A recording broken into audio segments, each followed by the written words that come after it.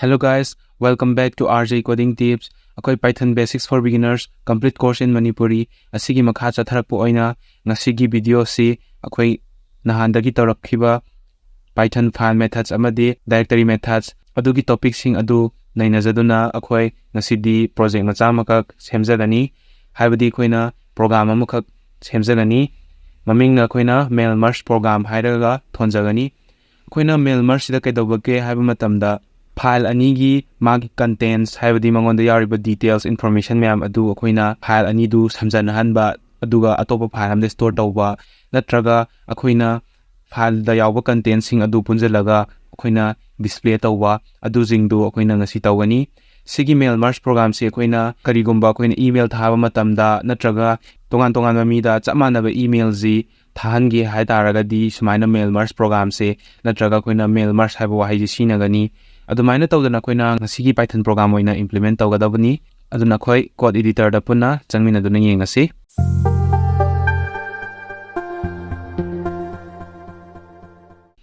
sida khoi gi code editor laira sida khoi folder makak semjage sigi manung sida khoina Python file maming thajage sichi oidoini khoina mail merge program makha tarak poina khoina atopa project mayam amasu sumaina hapcharakani aduna ngasigi Python Basics for Beginners complete course in Manipuri si mabong phan yu haidar haizari sumain tawdana khoi ngasigi mail merge program se sida laira aduga khoi tongana file adi khak semja hoge ahan bada users haiba file makak laure khoina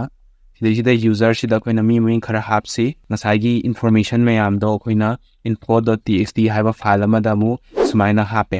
main tawdana khoina contents khara idini aina sumaina sida khoina ngasagi users mayam do da thaga dawriba ngasagi khoigi contents natraga information do aina sida ire sumai tawdana iriba singje khoina ngasagi sigi users mayam singida kumaina thaga doino habidi khoina email thaba matamda user mamamda me email je amamam tang sum tha leiba aduduna khoigi time complexity jam wangkhat ale adagi khoigi matam je yamna manghan ganeba adudo leitanabagi damakta khoina sigi program je sinaraga chapmanaba akoigi file contents na information do sigi mayam sida users mayam je than gadoini do khoina adugi damakta program I gadoini nahana khoina mamanga tawkhiba akoigi sigi Python file methods amadi sigi leiriba read lines write lines tawriba sigumba mayam khoigi built-in functions jing sina doini aduna ahan mada khoina sida with harni duga file hangadoini open tawgadoini kanano open tawgadoise users.txt je open tawarni adu sukaramba mota write mota open tawarni aduga sidagi khoina user gaije lokhala asti haibane user gaije open tawre aduga amukazumu open tawgadoini adu sukaramba open tawgadoino haiba matamda ngasagi info gaido lokhala aseba with info open.txt tawarni aduga sisu khoina r mota lokhala kadoni aduga sijina akoina body rc natraga content harje koi body una lokhala kadoni ko body una lokhala aba matung dagidi akoina kai hapage haiba matamda text natraga khoigi info harjine info jina ngasagi info jida kai hapkadoino haiba matamda info.txt je khoina uji kaina kaugre body oina kaugre ko body oina kaugramina body da yawri bagaido read tawro na haine read function je kaure read kaure aduga ngasagi sida for every user in users ngasagi users hairiba sida ngasai koina ne atai kemtana tela sida koina in users hairaga simyam thami se koina sidagi user hairaga habadi amamam toina lokhala kadoine ko amamam toina users hairaga kaurao aduga ngasai yawriba users mayam dudagi user amamam lokhalakpado lokhatligai for akoina loop ama chalan gadoini sigi akoina sigi loop se chatlaligai akoina kai tawgadoino haiba matamda message se sida koina hello za hapsan bayare natraga koina sida koina greetings hairaga makha tarakpado khoi ngasai do lakadoini kaino lakadoise ngasai gi sigi user do mala alo for khai ngasai gi user mi ma lokhala ani isam samna tomba harani duna greetings tomba na harne ko aduga sida makha ta na kai lakani haiba matamda text natraga khoi gi sigi info ze lokhala ji dui targadi sida thona kadoise khoi example loina kai thola kadage haiba matamda greetings ahan mi do lokhala ani ꯇꯣꯝꯕ ꯑꯗꯨꯒ ꯁꯤꯗꯩꯁꯤꯗ hello ꯅ ꯂꯥꯛꯑꯅꯦꯕ ꯑꯗꯨꯒ ꯁꯤꯒꯤꯁꯦ ꯉꯁꯥꯏꯒꯤ ꯑꯩꯈꯣꯏꯒꯤ ꯏꯟꯐꯣꯗ ꯌꯥꯎꯔꯤꯕ ꯁꯤꯒꯤ ꯃꯈꯥꯗ ꯆꯠꯈ꯭ꯔꯤꯕ ꯃꯌꯥꯝꯁꯦ ꯃꯊꯪ ꯑꯗꯨꯝ ꯂꯥꯛꯆꯔꯅꯦꯕꯀꯣ ꯁꯤꯅꯤ ꯑꯗꯨꯕꯨ ꯊꯣꯛꯂꯛꯀꯗꯧꯔꯤꯕ ꯑꯩꯈꯣꯏꯅ ꯗꯤꯁꯄ꯭ꯂꯦ ꯇꯧꯒꯗꯧꯔꯤꯕꯗꯣ ꯑꯩꯈꯣꯏꯅ ꯐꯥꯏꯜ ꯑꯃꯗ ꯅꯠꯇ꯭ꯔꯒ ꯑꯩꯈꯣꯏ ꯃꯤꯗꯨꯗ ꯊꯥꯔꯦꯅ ꯈꯜꯂꯁꯦꯕ ꯑꯗꯨ ꯑꯣꯏꯇꯥꯔꯒꯗꯤ ꯃꯤꯗꯨꯒꯤ ꯊꯥꯈꯤꯕꯒꯤ ꯇꯣꯉꯥꯟꯅ ꯂꯩꯖꯒꯗꯣꯏꯅꯦꯕ ꯑꯗꯨꯅ ꯇꯣꯉꯥꯟ ꯂꯩꯖꯒꯗꯕꯗꯨꯗ ꯑꯩꯈꯣꯏꯅ ꯐꯥꯏꯜꯁꯦ ꯇꯣꯉꯥꯟꯕ ꯖꯦꯅꯦꯔꯦꯠ ꯇꯧꯍꯟꯒꯗꯣꯏꯅꯤ ꯑꯗꯨꯅ ꯑꯩꯈꯣꯏꯅ ꯐꯥꯏꯜ ꯅꯦꯝ ꯍꯥꯏꯕꯗꯤ ꯉꯁꯥꯏꯒꯤ ꯐꯥꯏꯜ ꯅꯦꯝ ꯑꯃꯈꯛ ꯄꯤꯍꯟꯒꯦ ꯍꯥꯏ ꯇꯥꯔꯒꯗꯤ ꯑꯩꯈꯣꯏꯅ ꯉꯁꯥꯏ ꯂꯧꯈꯠꯂꯛꯏꯕ ꯌꯨꯖꯔꯁꯇꯒꯤ ꯂꯧꯈꯠꯂꯛꯏꯕ ꯌꯨꯖꯔꯗꯣ ꯑꯗꯨꯗꯨꯒꯤ ꯐꯥꯏꯜ ꯃꯃꯤꯡ ꯑꯣꯏꯅ ꯆꯠꯍꯟꯁꯦꯕꯀꯣ ꯑꯗꯨꯅ tomba.txt ꯑꯗꯒꯤ ꯑꯩꯈꯣꯏꯅ ꯁꯤꯗꯩꯁꯤꯗ ꯊꯣꯏꯕ.txt rahul.txt amesh.txt ꯒ ꯁꯨꯃꯥꯏꯅ ꯇꯧꯔꯒ ꯃꯊꯪ ꯂꯥꯛꯍꯟꯒꯗꯣꯏꯅꯤ ꯑꯗꯨꯅ ꯑꯗꯨ ꯇꯧꯒꯦ ꯍꯥꯏ ꯇꯥꯔꯒꯗꯤ ꯑꯩꯈꯣꯏꯅ with ꯇꯧꯔꯅꯤ ꯀꯩꯗꯧꯗꯣꯏꯅꯣ open ꯇꯧꯗꯣꯏꯅꯤ ꯉꯁꯥꯏꯒꯤ ꯑꯩꯈꯣꯏꯅ ꯌꯨꯖꯔꯁꯦ ꯂꯧꯈꯠꯂꯅꯦꯕ ꯌꯨꯖꯔꯁꯦ ꯂꯧꯈꯠꯂꯅꯤ ꯑꯗꯨꯒ strip ꯇꯧꯊꯣꯛꯎꯅ ꯁꯤꯒꯤ strip ꯍꯥꯏꯕꯁꯦ ꯑꯇꯩ ꯀꯩꯝꯇ ꯅꯠꯇꯦ ꯉꯁꯥꯏꯒꯤ ꯌꯨꯖꯔꯁꯦ ꯀꯔꯤꯒꯨꯝꯕ ꯑꯩꯈꯣꯏꯅ ꯁꯨꯃꯥꯏꯅ ꯇꯣꯝꯕ ꯈꯨꯃꯟ ꯀꯥꯏꯅ ꯍꯥꯏꯖꯜꯂꯁꯤ ꯑꯗꯒꯤ ꯁꯤꯗꯩꯁꯤꯅ ꯊꯣꯏꯕ ꯑꯉꯣꯝ ꯀꯥꯏꯅ ꯁꯨꯃꯥꯏꯅ ꯍꯥꯞꯄꯦꯕꯀꯣ ꯑꯗꯨ ꯑꯣꯏꯇꯥꯔꯒꯗꯤ ꯑꯇꯩ ꯀꯩꯝꯇ ꯅꯠꯇꯦ ꯑꯩꯈꯣꯏ ꯁꯨꯃꯥꯏꯅ ꯌꯨꯖꯔꯁꯦ ꯁ꯭ꯇ꯭ꯔꯤꯡꯅꯦꯕꯀꯣ ꯁ꯭ꯇ꯭ꯔꯤꯡ ꯐꯣꯔꯃꯦꯠꯁꯦ ꯇꯣꯉꯥꯟꯅ ꯑꯩꯈꯣꯏ ꯆꯥꯏꯈꯥꯏꯔꯒ ꯂꯩꯕꯀꯣ ꯍꯥꯏꯕꯗꯤ ꯑꯩꯈꯣꯏ ꯁ꯭ꯄꯦꯁꯅ ꯋꯥꯏꯠ ꯁ꯭ꯄꯦꯁꯅ ꯁꯦꯄꯔꯦꯠ ꯇꯧ ꯇꯥꯔꯒꯗꯤ ꯑꯩꯈꯣꯏꯅ ꯁꯤꯒꯤ ꯁ꯭ꯇ꯭ꯔꯤꯡꯁꯦ ꯁ꯭ꯇ꯭ꯔꯤꯞ ꯇꯧꯅꯕ ꯑꯩꯈꯣꯏꯅ ꯐꯪꯁꯟ ꯑꯃ ꯁꯤꯖꯤꯟꯅꯒꯅꯤ ꯑꯩꯈꯣꯏꯅ ꯃꯈꯥ ꯇꯥꯔꯛꯄ ꯚꯤꯗꯤꯑꯣꯁꯤꯡꯗ ꯁ꯭ꯇ꯭ꯔꯤꯡꯒꯤ ꯃꯥꯒꯤ ꯐꯪꯁꯟ ꯀꯩ ꯂꯩꯒꯦ ꯑꯗꯨꯒ ꯁ꯭ꯇ꯭ꯔꯤꯡꯗ ꯀꯩ ꯁꯤꯖꯤꯟꯅꯩ ꯍꯥꯏꯕꯗꯣ ꯑꯩꯈꯣꯏ ꯅꯩꯅꯖꯒꯅꯤ ꯑꯗꯨꯅ ꯚꯤꯗꯤꯑꯣꯁꯤ ꯑꯩꯈꯣꯏ ꯉꯁꯤꯒꯤ ꯑꯣꯏꯅꯗꯤ ꯁꯤꯒꯤ ꯁ꯭ꯇ꯭ꯔꯤꯞꯁꯦ ꯅꯩꯅꯖꯔꯔꯣꯏ ꯃꯈꯥ ꯇꯥꯔꯛꯄ ꯚꯤꯗꯤꯑꯣꯗ ꯑꯞꯂꯣꯗ ꯇꯧꯖꯔꯛꯀꯅꯤ ꯑꯗꯨꯅ ꯁ꯭ꯇ꯭ꯔꯤꯞ ꯇꯧꯕꯁꯤꯅ ꯑꯇꯩ ꯀꯩꯝꯇ ꯅꯠꯇꯦ ꯁꯨꯃꯥꯏꯅ ꯆꯈꯥꯏꯔꯒ ꯍꯥꯏꯕꯗꯤ ꯁ꯭ꯇ꯭ꯔꯤꯡꯁꯦ ꯇꯣꯉꯥꯟꯅ ꯁꯨꯃꯥꯏꯅ ꯋꯥꯏꯠ ꯁ꯭ꯄꯦꯁꯅ ꯁꯦꯄꯔꯦꯠ ꯇꯧꯔ ꯂꯩꯕꯁꯤ ꯁ꯭ꯇ꯭ꯔꯤꯡ ꯑꯃꯈꯛꯇꯪ ꯂꯧ ꯁꯤꯒꯤ ꯅꯥꯀꯟꯒꯤ ꯇꯣꯝꯕ ꯑꯣꯔ ꯑꯥꯏꯗꯔ ꯅꯠꯇ꯭ꯔꯒ ꯈꯨꯃꯟ ꯑꯗꯨꯒꯤꯗꯤ ꯑꯩꯈꯣꯏꯅ ꯐꯪꯁꯟ ꯍꯥꯞꯀꯗꯕꯅꯤ ꯑꯗꯨꯕꯨ ꯑꯩꯈꯣꯏꯅ ꯍꯧꯖꯤꯛꯀꯤ ꯑꯣꯏꯅꯗꯤ ꯇꯣꯝꯕꯁꯦ ꯑꯗꯨꯝ ꯗꯤꯐꯣꯜꯠꯇ ꯂꯧꯖꯔꯛꯑꯅꯤ ꯌꯨꯖꯔꯁꯤ ꯁ꯭ꯇ꯭ꯔꯤꯞ ꯇꯧꯊꯣꯛꯑꯕ ꯃꯇꯨꯡꯗ ꯑꯩꯈꯣꯏꯅ ꯀꯩ ꯍꯥꯞꯄꯛꯑꯅꯤ ꯉꯁꯥꯏꯒꯤ ꯐꯥꯏꯜ ꯅꯦꯝꯗꯣ ꯖꯦꯅꯦꯔꯦꯠ ꯇꯧꯍꯜꯂꯁꯤ txt ꯅ ꯁꯨꯃꯥꯏꯅ ꯐꯥꯏꯜ ꯅꯦꯝꯗꯣ ꯖꯦꯅꯦꯔꯦट ꯇꯧꯔꯛꯑꯅꯤ ꯑꯗꯨꯒ ꯑꯩꯈꯣꯏꯅ ꯖꯦꯅꯦꯔꯦꯠ ꯇꯧꯕ ꯃꯇꯝꯗ ꯀꯔꯤ ꯑꯣꯏꯅ ꯇꯧꯗꯣꯏꯅꯣ ꯑꯩꯈꯣꯏꯅ ꯉꯁꯥꯏꯒꯤ ꯌꯨꯖꯔꯁ ꯑꯃꯗꯤ ꯏꯟꯐꯣ ꯃꯌꯥꯝꯗꯨꯗꯤ ꯑꯩꯈꯣꯏꯅ ꯔꯤꯗ ꯇꯧꯈ꯭ꯔꯦꯕ ꯔꯤꯗ ꯇꯧꯈ꯭ꯔꯤꯕ ꯃꯌꯥꯝꯗꯣ ꯑꯩꯈꯣꯏꯅ ꯀꯩꯗꯧꯕ ꯑꯃ ꯆꯪꯉꯤ ꯉꯁꯥꯏꯒꯤ ꯔꯥꯏꯠ ꯇꯧꯕ ꯑꯃ ꯆꯪꯗꯣꯏꯅꯤ ꯍꯥꯏꯗꯤ ꯔꯥꯏꯠ ꯇꯧꯔꯒ ꯗꯤꯁꯄ꯭ꯂꯦ ꯇꯧꯔꯛꯀꯗꯣꯏꯅꯤꯅ ꯑꯩꯈꯣꯏꯅ w ꯃꯣꯗꯇ ꯍꯥꯡꯉꯅꯦꯕꯀോ ꯑꯗꯨꯒ ꯑꯗꯨꯁꯨ ꯀꯃꯥꯏꯅ ꯍꯥꯡꯒꯗꯣꯏꯅꯣ ꯐꯥꯏꯜ ꯑꯣꯏꯅ ꯑꯩꯈꯣꯏ ꯐꯥꯏꯜ ꯑꯣꯏꯅ ꯍꯥꯡꯒꯗꯣꯏꯅꯤ ꯍꯥꯏꯕꯅꯦꯕꯀꯣ ꯅꯠꯇ꯭ꯔꯒ ꯑꯩꯈꯣꯏꯅ ꯁꯨꯃꯥꯏꯅ ꯑꯩꯈꯣꯏꯅ ꯃꯦꯜ ꯑꯅ ꯍꯥꯡꯉꯁꯨ ꯌꯥꯔꯦ ꯍꯥꯏꯗꯤ ꯃꯦꯜ ꯊꯥꯗꯣꯏꯅꯤꯅ ꯃꯦꯜ ꯑꯣꯏꯅ ꯍꯥꯡꯉꯦ ꯑꯗꯨꯒ ꯁꯤ ꯍꯥꯡꯉꯤꯕ ꯃꯦꯜꯁꯦ ꯑꯩꯈꯣꯏꯅ ꯀꯩꯗꯧꯕꯤꯗꯣꯏꯅꯣ ꯍꯥꯏꯕ ꯃꯇꯝꯗ ꯔꯥꯏꯠꯇꯣ ꯇꯧꯕꯤꯔꯅꯦꯕꯀோ mail.write ꯍꯥꯏꯔꯒ ꯑꯩꯈꯣꯏꯅ ꯉꯁꯥꯏꯒꯤ ꯃꯦꯁꯦꯖꯇꯣ ꯍꯥꯏꯕꯗꯤ ꯑꯩꯈꯣꯏꯅ ꯑꯅꯧꯕ ꯁꯦꯝꯃꯛꯏꯕ ꯃꯦꯜ ꯍꯥꯏꯔꯒ ꯉꯁꯥꯏꯒꯤ ꯌꯨꯖꯔꯗꯒꯤ tomba.txt ꯍꯥꯏꯔꯤꯕ ꯉꯁꯥꯏꯒꯤ ꯐꯥꯏꯜꯗꯣ ꯑꯣꯄꯟ ꯇꯧꯔꯦ ꯃꯦꯜ ꯑꯣꯏꯅ ꯑꯣꯄꯟ ꯇꯧꯔꯦ ꯑꯗꯨꯒꯤ ꯃꯅꯨꯡꯗꯨꯗ ꯃꯦꯁꯦꯖꯇꯣ ꯍꯥꯞꯆꯤꯟꯖꯔꯛꯎ ꯍꯥꯏꯕꯅꯤ ꯉꯁꯥꯏꯒꯤ ꯑꯩꯈꯣꯏꯅ ꯁꯤꯗ ꯂꯧꯔꯤꯕ ꯃꯦꯁꯦꯖꯁꯦ ꯁꯤꯗ ꯏꯟꯁꯔꯠ ꯇꯧꯔꯅꯦꯕꯀꯣ ꯁꯨꯃꯥꯏꯅ ꯇꯧꯗꯅ ꯑꯩꯈꯣꯏꯅ ꯁꯤꯒꯤ ꯃꯦꯜ ꯃꯔꯖ ꯄ꯭ꯔꯣꯒꯥꯝꯁꯦ ꯏꯒꯗꯣꯏꯅꯤ ꯑꯗꯨꯅ ꯁꯤꯗ ꯌꯦꯡꯁꯤ ꯔꯟ ꯇꯧꯔꯒ ꯑꯥꯎꯠꯄꯨꯠꯇ ꯀꯩ ꯊꯣꯛꯂꯛꯀꯦ ꯌꯦꯡꯁꯤ ꯔꯟ ꯇꯧꯔꯦ ꯑꯣꯀꯦ ꯁꯤꯗꯩꯁꯤꯗ ꯑꯩꯅ ꯁꯤꯟꯇꯦꯛꯁ ꯑꯣꯟꯅ ꯇꯩꯅꯅ ꯏ ꯂꯩꯅꯕ ꯑꯇꯣꯞꯄ ꯄ꯭ꯔꯣꯒꯥꯃꯤꯡ ꯇꯧꯕꯒꯤ ꯑꯩꯈꯣꯏꯒꯤ C++ ꯑꯗꯩ C ꯄ꯭ꯔꯣꯒꯥꯃꯤꯡ ꯇꯧꯕꯒꯤ ꯑꯩ ꯁꯤ ꯑꯣꯟꯅꯔꯝꯃꯦ ꯀꯣ ꯁꯤꯒꯤꯁꯤ ꯑꯣꯏꯒꯗꯕ ꯑꯗꯨꯅ ꯁꯤꯁꯦ ꯑꯃꯨꯛ ꯔꯟ ꯇꯧꯔ ꯌꯦꯡꯁꯤ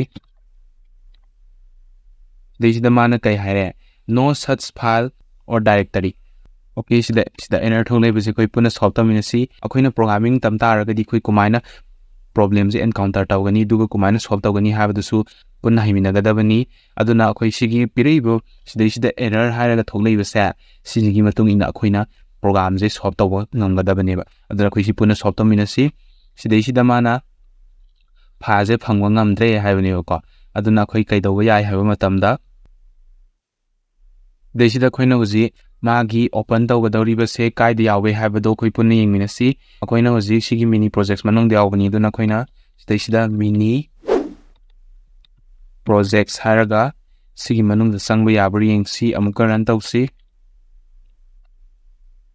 ꯑꯣꯀꯦ ꯁꯤꯗꯩꯁꯤꯗ ꯑꯃꯨꯛ ꯃꯥꯅ ꯀꯩ ꯍꯥꯏꯔꯛꯑꯦ info.txt ꯁꯤ ꯑꯃꯨꯛ ꯐꯪꯕ ꯉꯝꯗ꯭ꯔꯦ ꯍꯥꯏꯔꯦꯀꯣ ꯆꯞ ꯃꯥꯟꯅꯅ ꯑꯩꯈꯣꯏ ꯁꯤꯗꯩꯁꯤꯗ ꯑꯃꯨꯛ ꯃꯤꯅꯤ ꯄ꯭ꯔꯣꯖꯦꯛꯠꯁ ꯁꯤꯃꯨꯛ ꯔꯟ ꯇꯧꯔ ꯌꯦꯡꯁꯤ ꯑꯣꯀꯦ ꯁꯤꯗꯩꯁꯤꯗ ꯃꯥꯅ ꯀꯩꯗꯧꯔꯦ ꯑꯩꯈꯣꯏꯒꯤ ꯐꯥꯏꯜꯗꯤ ꯁꯦꯝꯈ꯭ꯔꯦꯕ ꯐꯥꯏꯜ ꯁꯦꯝꯈ꯭ꯔꯦ ꯑꯗꯨꯕꯨ ꯀꯥꯏꯗ ꯁꯦꯝꯃꯤ ꯍꯥꯏꯕꯗꯣ ꯑꯩꯈꯣꯏ ꯄꯨꯟꯅ ꯌꯦꯡꯃꯤꯟꯅꯁꯤ ꯑꯩꯈꯣꯏ ꯍꯧꯖꯤꯛꯀꯤ ꯑꯣꯏꯅꯗꯤ ꯄ꯭ꯔꯣꯒꯥꯝꯁꯦ ꯔꯟ ꯇꯧꯔꯦ ꯌꯥꯔꯦ ꯆꯞ ꯆꯥꯔꯦ ꯍꯥꯏꯕꯅꯦꯕꯀꯣ ꯑꯗꯨꯕꯨ ꯍꯥꯏꯗꯤ ꯑꯦꯔꯔ ꯑꯝꯇ ꯊꯣꯛꯇ꯭ꯔꯦꯕ ꯑꯗꯨꯕꯨ ꯉꯁꯥꯏꯒꯤ ꯁꯦꯝꯈ꯭ꯔꯤꯕ ꯑꯩꯈꯣꯏꯒꯤ ꯐꯥꯏꯜ ꯃꯌꯥꯝꯁꯤꯡꯗꯣ ꯀꯥꯏꯗ ꯁꯦꯝꯒꯦ ꯌꯦꯡꯁꯦꯕꯀꯣ ꯁꯤꯒꯤ ꯃꯅꯨꯡꯗꯗꯤ ꯌꯥꯎꯔꯝꯃꯔꯣꯏꯕ ꯀꯣ ꯌꯥꯎꯔꯝꯕꯒꯤ ꯃꯍꯨꯠꯇ ꯀꯥꯏꯗ ꯊꯣꯛꯂꯛꯑꯦ ꯁꯤꯗ tombi.txt ꯍꯥꯏꯕ ꯑꯃ ꯊꯣꯛꯂꯛꯑꯦꯕ ꯁꯤꯗꯩꯁꯤꯗ ꯃꯥꯅ ꯀꯩ ꯍꯥꯏꯒꯦ ꯌꯦꯡꯁꯤꯀꯣ greetings tombi hello welcome to RJ coding tips ꯍꯥꯏꯔ ꯁꯤ ꯁꯨꯃꯥꯏꯅ ꯊꯣꯛꯈ꯭ꯔꯦꯕꯀꯣ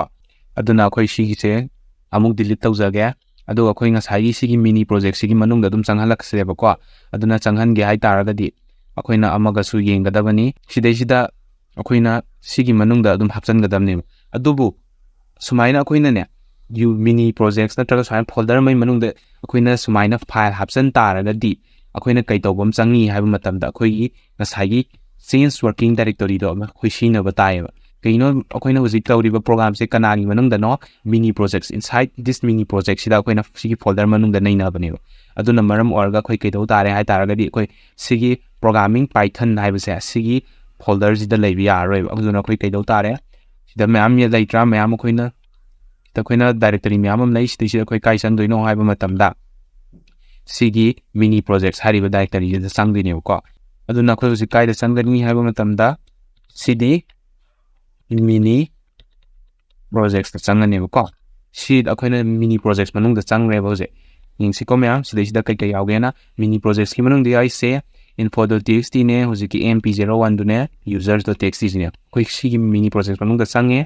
ꯆꯪꯉꯕꯅꯤꯅ ꯑꯩꯈꯣꯏ ꯍꯧꯖꯤꯛ ꯀꯩꯗꯧ ꯇꯥꯔꯦ ꯑꯩꯈꯣꯏ ꯄ꯭ꯔꯣꯒ꯭ꯔꯥꯝꯁꯦ ꯔꯟ ꯇꯧꯕ ꯌꯥꯔꯅꯤ ꯍꯥꯏꯕꯅꯦꯕꯀꯣ ꯔꯟ ꯇꯧꯔꯒ ꯑꯃꯨꯛ ꯌꯦꯡꯁꯤ ꯔꯟ ꯇꯧꯔꯦ ꯁꯤꯗꯩꯁꯤꯗ ꯃꯥꯅ tombi.txt ꯊꯣꯛꯂꯛꯑꯦ ꯁꯤꯗꯩꯁꯤꯗ ꯑꯩꯈꯣꯏ ꯑꯦꯔꯔ ꯀꯩꯀꯥ ꯑꯃꯗꯤ ꯂꯩꯇ꯭ꯔꯦ ꯍꯥꯏꯕꯗꯤ ꯑꯩꯈꯣꯏ ꯉꯁꯥꯏꯒꯤ ꯃꯄꯥꯟꯗ ꯊꯣꯛꯂꯛꯑꯝꯕꯗꯣ ꯍꯧꯖꯤꯛ ꯃꯤꯅꯤ ꯄ꯭ꯔꯣꯖꯦꯛꯁꯀꯤ ꯃꯅꯨꯡꯗ ꯑꯗꯨꯝ ꯊꯣꯛꯂꯛꯑꯦ ꯑꯦꯅꯤ ꯑꯦꯔꯔ ꯑꯝꯇ ꯂꯩꯇ꯭ꯔꯦꯀꯣ ꯑꯗꯨꯅ ꯑꯩꯈꯣꯏ ꯁꯤꯗꯩꯁꯤꯗ ꯑꯃꯒꯁꯨ ꯑꯃꯨꯛ ꯇꯧꯗꯕ ꯌꯥꯗꯦꯕ ꯀꯩ ꯇꯧꯗꯕ ꯌꯥꯗꯦ ꯍꯥꯏ ꯇꯥꯔꯒꯗꯤ ꯑꯩꯈꯣꯏ ꯁꯤꯗꯩꯁꯤꯗ ꯊꯣꯛꯂꯛꯏꯕ ꯑꯥꯎꯠꯄꯨꯠꯁꯦ ꯈꯤꯇꯪ ꯐꯖꯕ ꯋꯥꯠꯂꯦꯕꯀꯣ ꯑꯗꯨꯅ ꯑꯩꯈꯣꯏ ꯑꯥꯎꯠꯄꯨꯠꯁꯦ ꯐꯖꯍꯟꯅꯕꯒꯤꯗꯃꯛꯇ ꯁꯤꯗꯩꯁꯤꯗ ꯌꯨꯖꯔ ꯍꯥꯏꯔꯒ ꯑꯩꯈꯣꯏ ꯁ꯭ꯄꯦꯁ ꯑꯃ ꯍꯥꯞꯄ ꯅꯠꯇ꯭ꯔꯒ ꯌꯨꯖꯔꯗꯨꯒꯤ ꯁꯤꯒꯤ ꯃꯃꯥꯡꯗ ꯁ꯭ꯄꯦꯁ ꯑꯃ ꯊꯝꯕꯀꯣ ꯑꯗꯨꯅ ꯁꯤꯗꯩꯁꯤꯗ ꯄ꯭ꯂꯁ ꯍꯥꯏꯔꯒ ꯀꯩ ꯍꯥꯞꯄ ꯌꯥꯕꯒꯦ ꯍꯥꯏꯕ ꯃꯇꯝꯗ ꯁꯨꯃꯥꯏꯅ ꯁ꯭ꯄꯦꯁ ꯑꯃ ꯊꯝꯕꯤꯕ ꯈꯪꯉꯤꯀꯣ ꯁꯨꯃꯥꯏꯅ ꯁ꯭ꯄꯦꯁ ꯑꯃ ꯊꯝꯃꯅꯤ ꯑꯗꯨꯒ ꯑꯩꯈꯣꯏ ꯂꯥꯛꯀꯗꯣꯏꯅꯤ ꯑꯣꯀꯦ ꯑꯩ ꯍꯧꯖꯤꯛ ꯁꯤꯗ ꯇꯔꯃꯤꯅꯦꯜ ꯑꯃ ꯍꯥꯡꯇꯣꯛꯆꯔꯦ ꯑꯩꯅ ꯁꯤꯗ ꯍꯥꯡꯉꯤꯕ ꯇꯔꯃꯤꯅꯦꯜꯁꯤ ꯉꯁꯥꯏꯒꯤ ꯃꯈꯥꯗ ꯊꯣꯛꯄꯗꯨꯒ ꯆꯞ ꯃꯥꯟꯅꯩ ꯑꯩꯅ ꯁꯣꯝꯗ ꯑꯣꯏꯅ ꯌꯦꯡꯕ ꯅꯨꯡꯉꯥꯏꯅꯕꯅ ꯁꯨꯃꯥꯏꯅ ꯄꯨꯊꯣꯛꯑꯦ ꯁꯤꯁꯦ ꯔꯟ ꯇꯧꯅꯕꯒꯤꯗꯃꯛꯇ ꯑꯩ ꯁꯤ ꯇꯥꯏꯞ ꯇꯧꯖꯔꯦ ꯑꯗꯨꯒ ꯔꯟ ꯇꯧꯔꯦ ꯁꯤꯗꯩꯁꯤꯗ ꯃꯥꯅ ꯀꯩ ꯇꯧꯒꯦ ꯍꯥꯏꯕ ꯃꯇꯝꯗ tombi.txt ꯍꯥꯏꯕ ꯑꯃ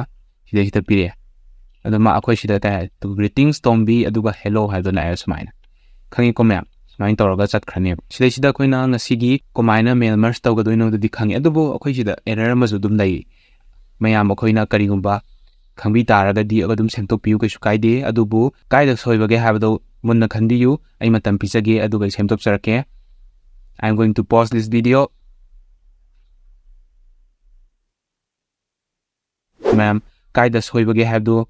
ꯈꯪꯕꯤꯔꯝꯒꯅꯤ ꯍꯥꯏꯅ ꯈꯟꯖꯩ ꯈꯪꯕꯤꯗ꯭ꯔꯒꯁꯨ ꯑꯩꯈꯣꯏ ꯍꯧꯖꯤꯛ ꯁꯤꯗ ꯁꯦꯝꯗꯣꯛꯀꯗꯣꯏꯅꯤ ꯁꯤꯗ tombi ꯍꯥꯏꯕꯇꯪ ꯑꯩꯈꯣꯏ ꯊꯣꯛꯂꯛꯑꯦ ꯑꯗꯨꯕꯨ ꯁꯤꯁꯦ ꯑꯩꯈꯣꯏꯅ ꯍꯧꯖꯤꯛ ꯂꯧꯊꯣꯛꯑꯅꯤ ꯂꯧꯊꯣꯛꯑꯒ ꯁꯤꯒꯤꯁꯦ ꯑꯣꯄꯟ ꯇꯧꯕꯁꯦ ꯑꯩꯈꯣꯏ ꯉꯁꯥꯏꯒꯤ ꯌꯨꯖꯔꯗꯒꯤ ꯂꯣꯏ ꯂꯧꯈꯠꯂꯛꯀꯗꯕꯅꯦꯕ ꯑꯣꯡꯂꯤ ꯉꯁꯥꯏꯒꯤ ꯁꯤꯗꯤ ꯀꯅꯥꯇꯪ ꯆꯠꯂꯦ ꯑꯔꯣꯏꯕꯗ ꯂꯩꯕꯗꯣ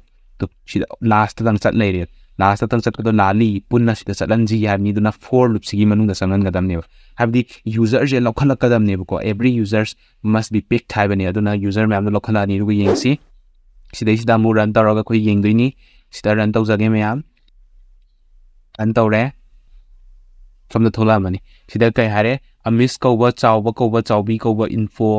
ꯁꯤ ꯉꯁꯥꯏꯗꯨꯅꯤ ꯔꯥꯍꯨꯜ ꯔꯥꯀꯦꯁ ꯊꯣꯏꯕ ꯇꯣꯝꯕ ꯇꯣꯝꯕꯤ ꯁꯨꯃꯥꯏꯅ ꯃꯌꯥꯝ ꯊꯣꯛꯂꯦꯀꯣ ꯑꯩꯈꯣꯏ ꯌꯦꯡꯁꯤ ꯑꯃꯤꯁ ꯆꯪꯁꯤꯁꯦ ꯃꯥꯅ ꯍꯥꯏ ꯀꯣ greetings ꯑꯃꯤꯁ hello ꯍꯥꯏ ꯁꯨꯃꯥꯏꯅ ꯇꯧꯔꯒ ꯑꯗꯩ ꯑꯃꯨꯛ ꯆꯥꯎꯕꯗꯁꯨ ꯑꯃꯨꯛ hello greetings ꯆꯥꯎꯕ hello ꯑꯅ ꯑꯃꯨꯛ ꯍꯥꯏ ꯑꯗꯩ ꯆꯥꯎꯕꯤꯗꯁꯨ ꯑꯃꯨꯛ greetings ꯆꯥꯎꯕꯤ hello ꯁꯨꯃꯥꯏꯅ ꯑꯃꯨꯛ ꯍꯥꯏ ꯁꯨꯃꯥꯏꯅ ꯇꯧꯗꯅ ꯃꯊꯪ ꯊꯣꯛꯑꯦꯕꯀꯣ ꯁꯤꯅꯤ ꯑꯩꯈꯣꯏꯅ ꯁꯨꯃꯥꯏꯅ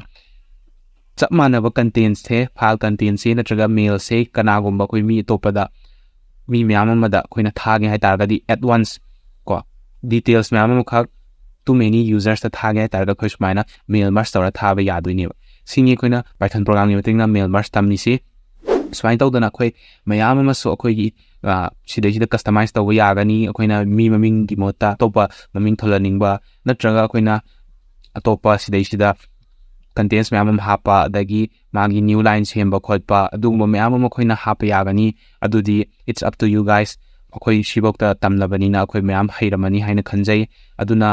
ꯃꯈꯥ ꯇꯥꯔꯛꯄ ꯚꯤꯗꯤꯑꯣꯗꯁꯨ ꯑꯇꯣꯞꯄ ꯃꯤꯅꯤ ꯄ꯭ꯔꯣꯖꯦꯛ ꯑꯗꯒꯤ ꯑꯆꯧꯕ ꯄ꯭ꯔꯣꯖꯦꯛꯁꯨ ꯑꯗꯨꯝ ꯍꯥꯞꯆꯔꯛꯀꯅꯤ ꯑꯗꯨꯅ ꯀꯣꯔꯁ ꯑꯁꯤꯕꯨ ꯃꯄꯨꯡ ꯐꯥꯍꯟꯕꯤꯌꯨ ꯍꯥꯏꯗꯨꯅ ꯍꯥꯏꯖꯔꯤ ꯆꯦꯅꯦꯜꯁꯤꯕꯨ ꯁꯄꯣꯔꯠ ꯇꯧꯕꯤꯌꯨ ꯁꯕꯁꯀ꯭ꯔꯥꯏꯕ ꯇꯧꯕꯤꯔꯝꯃꯨ ꯂꯥꯏꯛ ꯁꯦꯌꯔ ꯀꯃꯦꯟ ꯇꯧꯕꯤꯔꯝꯃꯨ ꯑꯃꯨꯛꯀꯁꯨ thank you so much guys for watching and I will see you in the next video